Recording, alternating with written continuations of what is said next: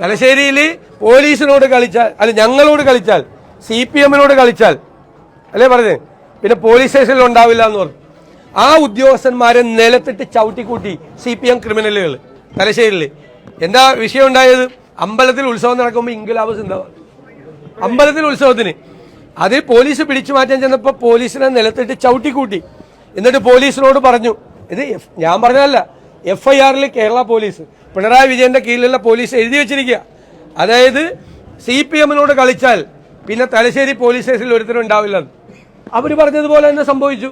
ആ 2 SI-മാരെ ഇവർ സ്ഥലം മാറ്റി. ഞങ്ങൾ കഴിഞ്ഞ ദിവസം ആരോപണം ഉന്നയിച്ച് കടക്കൽ ക്ഷേത്രത്തിൽ, ദേവസ്വം ബോർഡിന്റെ ക്ഷേത്രത്തിൽ കൊണ്ടുവന്ന് ഇവർ ഗാനമേള നടത്തി. എന്താ ഗാനമേള? പുഷ്പനെ അറിയാമോ? അമ്പലത്തിലെ പാട്ട്. പിന്നെ ലാൽ സലാം സഖാക്കളെ, ലാൽ സലാം സഖാക്കളെ. എന്നിട്ട് ബാക്കിലെ വീഡിയോ വാളിൽ അരിവാൾ ചുറ്റിയ നക്ഷത്രം, DYFI, CPM ഇതൊക്കെ തെളിയുന്നു. നാണം കെട്ട പാർട്ടിയല്ലേ ഇത്, നാണം കെട്ട പാർട്ടി. അവിടെ അതിന്റെ പേരിൽ ഒരു സംഘർഷം ഉണ്ടായി. BJPക്ക് സ്പേസ് ഉണ്ടാക്കി കൊടുക്കുകയാണ് ഇവരുടെ ലക്ഷ്യം. അമ്പലത്തിൽ പോയി ഇത് ചെയ്ത് അവിടെ സംഘർഷം ഉണ്ടാക്കി BJPക്ക് സ്പേസ് ഉണ്ടാക്കി കൊടുക്കുകയാണ്.